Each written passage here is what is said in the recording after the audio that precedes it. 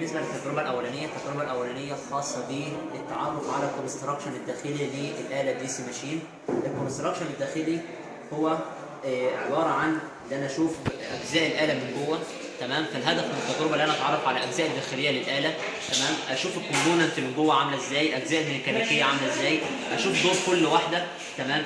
اتعرف على الاله من بره ازاي وهي بلوك مقفول من بره، ازاي اخد توصيلاتي من عليها، تمام، اللي هي الروزيتا، ازاي اعرف الداتا بتاع الاله من النيم بليد بتاعتها، تمام. فهنبدا عندنا الاله هنا. لما فكينا الاله بالشكل ده كده، الاله هي عباره عن روتيتنج ماشين بس دي سي فبتتغذى من مصدر دي سي، تمام. عباره عن الروتور والستيتور. الستيتور ده عضو ثابت والروتور عضو بيتحرك، تمام. عشان ينشا عزم في الاله ديت بيبقى فيه قوتين او فضين، قوه جايه من ملف على العضو الثابت، والقوه الثانيه نتيجه لان الروتور سلندريكال فبنحط ملف ثاني ينشا قوه معاكسه، تسبب مع الفيض بتاع المجال محصله، هو ده اللي بيسبب العزم اللي هيؤدي الى دوران الاله. الملف بتاع المجال بحطه في الستيتور، بلفه في الستيتور بالشكل ده. الملف ده عدد لفاته اكبر وبالتالي مقاومته اكبر. الملف بتاع الروتور، تمام، بسميه الارمتشر، تمام، او عضو الاستنتاج او ملف الاستنتاج او ملف الباور بتاع الاله، تمام. الملف ده بلفه في السلوتس بالشكل ده، بيكون معزول عن بعض، الاسلاك معزوله عن بعضها عن طريق ورنيش، والاسلاك نفسها معزوله عن السلوتس عن طريق ورق بريسبان. بيبقى في حاجه بتمنع فوق الورق بالشكل ده كده، فوق الاسلاك والسلوتس، بتمنع الطرد المركزي اللي هي بتحمي الملف ده انه يطلع من السلوتس او ينحرف عن مساره داخل السلوت اثناء الدوران، تمام. فديت عشان حمايه من الطرد المركزي.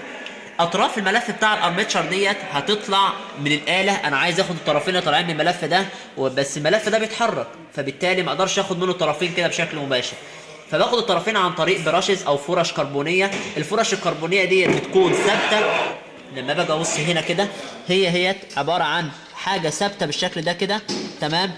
الحاجه الثابته ديت من الكربون، وبالتالي بيستنتج عليها الانديوز دي ام اف اللي ناتجه هنا، وبالتالي بتكون هي معبره عن ملف الارمتشر. فعشان كده بحط الفرش ديت، وبالتالي بتكون هي معبره عن طرفين الملف اللي هو بيتحرك، بس الفرش ثابته، فاقدر اخد منها الطرفين مباشره. الفرش ديت بيكون في سبرينج كده، تمام، بيخليها تقرب من الملف وتبعد، تمام، نتيجه حمايه ليه عشان تلقط منه الانديوز دي ام اف، تمام.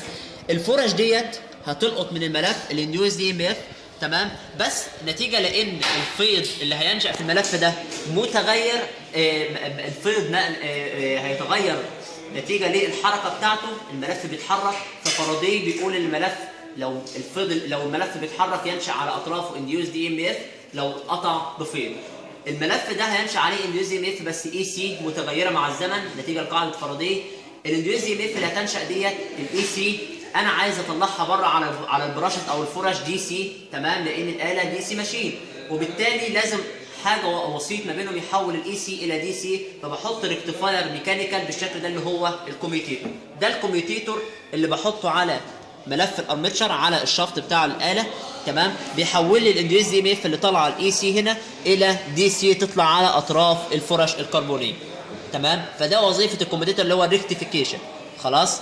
الفرش الكربونيه، تمام، بتقوم برضو بدور تاني ان هي بتوحد اتجاه المجال اللي طالع من ملف الارمتشر ده بحيث يكون متعامد تماما مع ملف المجال، وبالتالي بحصل على اعلى عزم من الاله، تمام. الروتور ده بيتحمل على الستيتور بتاع الاله او جسم الاله عن طريق البيرنج او رمان البيل، فده لتحميل الروتور على جسم الاله. في الناحيه الثانيه هنا الشافت بتاع الاله ده اللي هيتركب عليه الحمل لو الاله موتور، والبرايم موفر لو الاله جنريتور.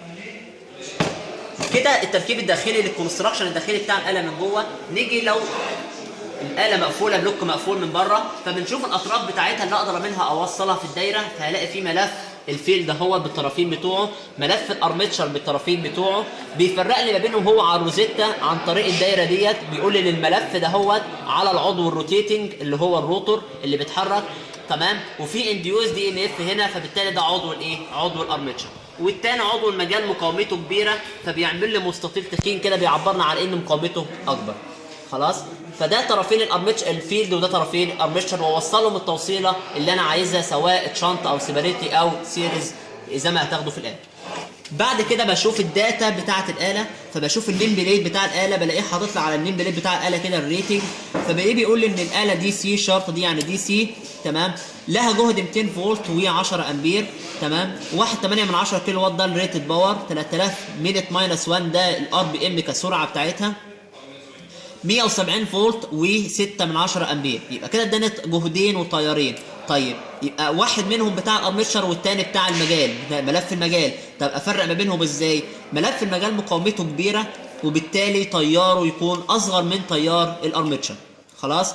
لكن يقابلني هنا مشكله ان جهد اللي يستحمله ملف المجال اقل من جهد يستحمله ملف الارمتشر، فلو وصلتهم تشانت مع بعض لازما اراعي ان ملف المجال ده احط معاه مقاومه توالي تستحمل الجزء الباقي من ال 200 فولت، لانه ما يستحملش اكتر من 170 فولت. ده كده النيم بليد بتاع الاله اللي لازم اكون عارفها قبل ما اوصل اي توصيلات على الاله، عشان اتجنب ان يحصل ان التيار يتعدى الريتنج بتاع الاله. خلاص كده.